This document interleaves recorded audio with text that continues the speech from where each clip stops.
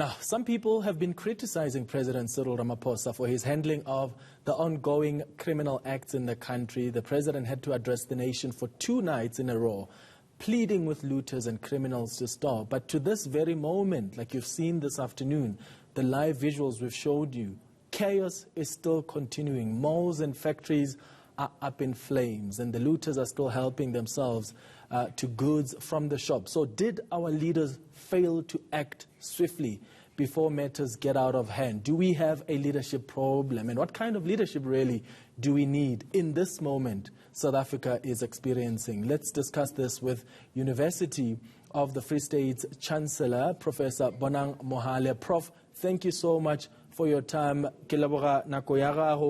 Do you think we have a capable leadership to respond to this crisis unfolding in the country?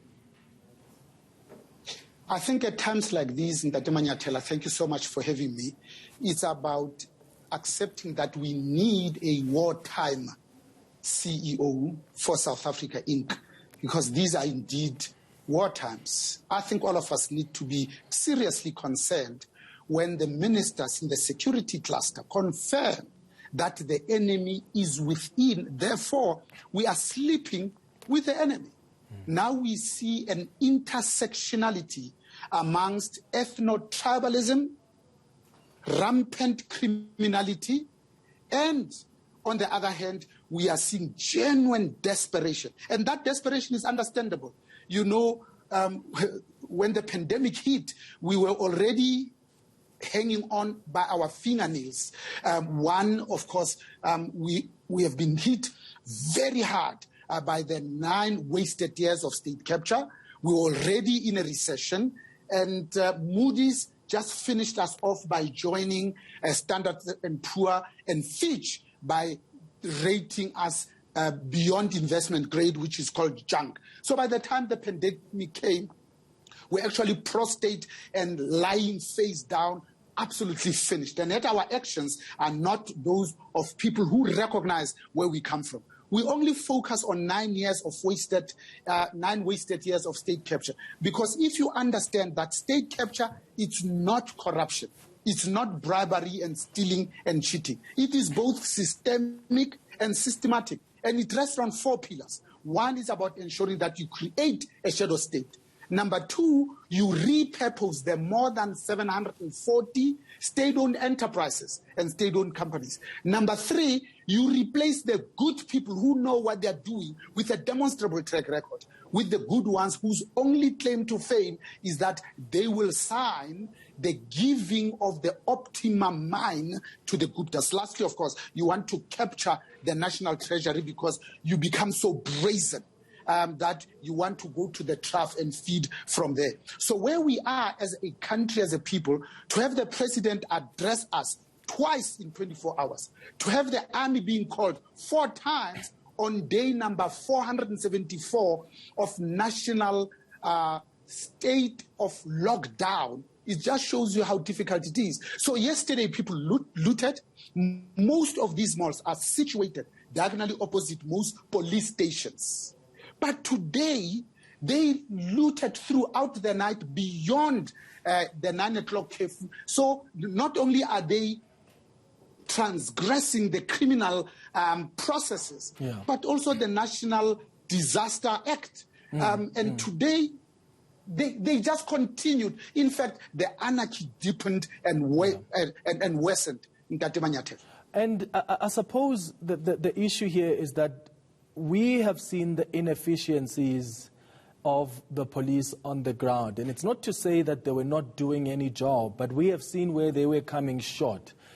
At a time like this, where there are criticisms, where we see that the police actually needed more assistance, do you need leaders, Prof, who will be able to be honest enough to say, we may have people in the agency that we are sleeping with who may actually be responsible for the chaos that we are seeing? So that level of transparency becomes important. Isn't it enough for them to say that? Or do you also need a leadership that will say, this is where we came short, right? This is where we fell short, but this is how we are going to fix it. Because from what I personally picked up from that briefing, the ministers seemed like they were winging it. They seemed to suggest, well, everything is under control. We've got it covered. When actually, when you look at the situation on the ground, that's not necessarily a true reflection.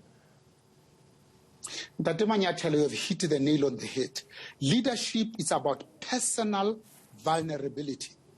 It's about honesty, integrity, and respect. But it doesn't end there.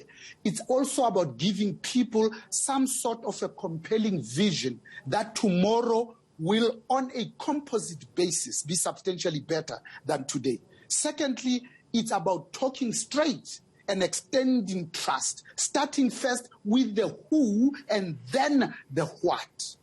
What we are lacking here is just an acceptance that says, we knew when we took the former president to the apex court that when you have broken the laws of that apex court itself, you are actually going to jail. We knew that. So we don't make preparations. And we also knew that some of these people that we are sleeping with were mobilizing. We knew that, but we had no response. We also knew, because you see, in KwaZulu-Natal, there's always been a group called Amadela Ngubona, who for years have been going to construction sites and stopping construction, stopping jobs, going and demanding equity and saying you're going to hire people only from us, which is absolute thuggery. We saw them ban trucks, fuels, logistics, and we did nothing for years. Now we are surprised that those people have become accustomed to it. The genie has come out of the bottle. Now it's impossible to put it back.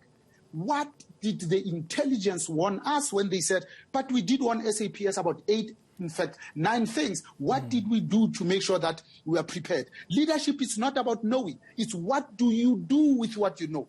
At the moment, most South Africans are absolutely petrified because the next thing that is going to hit us, you and I, Clement, are going to fill up tonight because we're not sure that these trucks that bring us fuel are going to be able to deliver for the next 5 years where we live. So it's energy security, but also food security. Yeah. The people that stole that food, that burned the 20 malls in the first 4 hours, causing a damage of 2 to 3 billion rand. And yet we know that energy is the fourth means of production.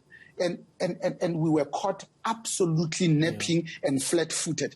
The job of government is to protect its citizenry. And as I conclude, this thing that we call liberal democracy rests on 4 legs. 1, it's about a free press. Number 2, it's a constitutional democracy. Number 3, it's about having an independent civil society. Lastly, it's about having the rule of law. What we have today, the inequality is worsening.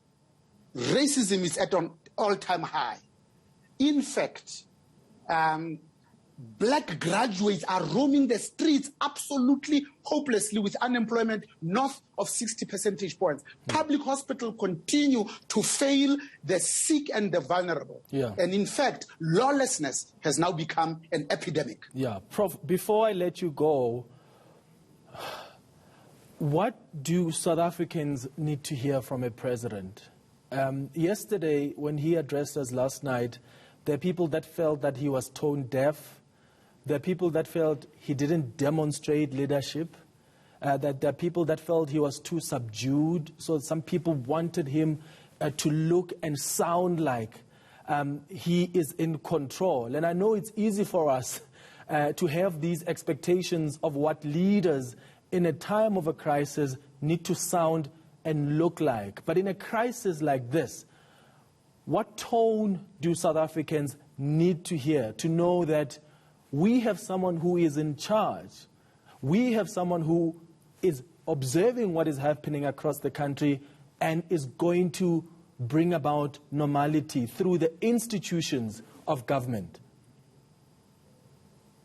I think if I was the president, even for 1 second, thank God that I have zero political ambitions, I would have said at Richard Bay's Minerals, we killed a general manager during the day and there are no consequences.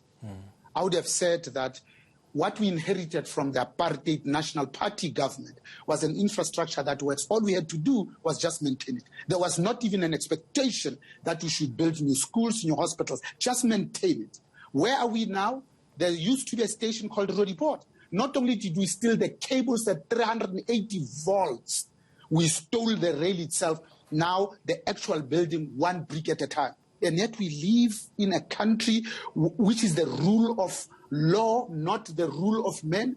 If I was the president, I would have said, the people that looted the 20 malls and created such havoc, now we are compromising even the coronavirus pandemic vaccine rollout at the time that we know that the vaccine rollout is actually a race. I would have declared a state of emergency. I would have stopped everything to say the army by tonight catch everybody that is out on the streets beyond 9 o'clock, because there is a law, National Disaster Management Act, that says there's still a curfew in place, 9 to 4. There were people that looted throughout the night, and the police were standing and watching them. How do we sleep peacefully at night when we know that for us to keep quiet at the time when we see wrongs being done, that's the beginning of us personally dying every second?